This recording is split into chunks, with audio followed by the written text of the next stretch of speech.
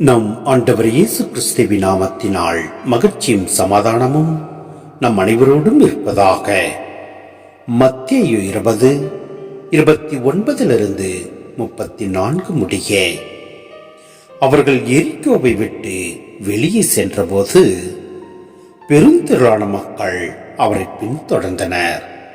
அப்பொழுது வழியோரத்தில் உட்கார்ந்திருந்த பார்வையற்றோர் இருவர் இயேசு அவ்வழியே கடந்து செல்கிறார் என்று கேள்விப்பட்டு, ஆண்டவரே, தாவீதின் மகனே, எங்களுக்கு இரங்கும் என்று கத்தினர். மக்கள் கூட்டத்தினர் அவர்களை பேசாதிருக்குமாறு அதட்டினர். ஆனால் அவர்கள், ஆண்டவரே, தாவீதின் மகனே, எங்களுக்கு இரங்கும் என்று உரக்க கத்தினார்கள். இயேசு நின்று அவர்களை கூப்பிட்டு, நான் உங்களுக்கு என்ன செய்ய வேண்டும் என விரும்புகிறீர்கள் என்று கேட்டார்.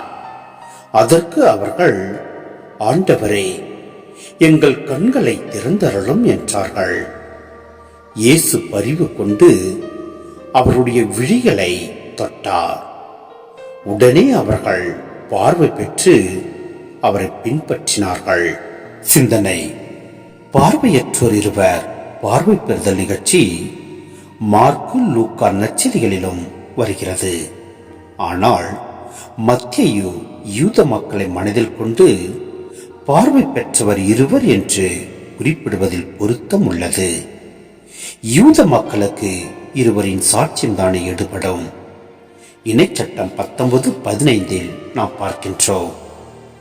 பார்வையற்றோர் பார்வை பெறும் நிகழ்ச்சி இங்கே ஒரு வல்ல செயலாக அல்லது இறையாட்சியின் அரும் அடையாளமாக மட்டும் கருதப்படக்கூடாது. சீடர்கள் இயேசுவின் பாடுகளை ஏற்க இயலாதவர்களாக இருக்கிறார்கள். இன்னும் கூறப்போனால் அவர்கள் தாங்கள் பெறப்போகும் பதவிகள், சொகுசுகள் பற்றிய மனக்கோட்டைகளை அகற்ற முடியாமல் இருக்கிறார்கள். மெசியாவின் பணி பற்றிய சிந்தனைகள் என்றுமே இப்படிதான் இருந்தன. சீடர்கள் மெசியாவை பொறுத்தவரை பார்வையற்றவராகவே இருந்தனர். இனி அவர்கள் கடவுளின் அருள் பெற்றுதான் பார்வை பெற வேண்டும். இயேசு பார்வையற்றோரின் கண்களை தொட்டு பார்வையளித்த நிகழ்ச்சிகளை சொல்லிவிட்டு எருசலேமில் நுழைவதை நற்செய்தியாளர் குறிப்பிடுகிறார். இயேசுவை தாவீதின் மகனே என்று கூவி அழைப்பது மத்தேயுவுக்கு பொருத்தமே. யூத மரபுப்படி மெசியா தாவீதின் வாரிசாக இருப்பார். இந்த நம்பிக்கைதான் பார்வையற்றவர்கள் இங்கே வெளிப்படுத்துகின்றனர். அவர்களும் ஒரு வல்லமையுள்ள அரச தோரணமிக்க மெசியாவை தான் எதிர்பார்த்து கொண்டிருந்தார்கள். இன்று நாமும் பாவத்தில் மூழ்கி பார்வை அற்றவர்களாக நாம் வாழ்ந்து வருகின்றோம். நம் ஆண்டவரை நோக்கி மன்றாடுவோம். அவர் நமக்கு விடுதலை அளிப்பார். அவரே நம்மை ஆசீர்வதிப்பார். ஆமென்.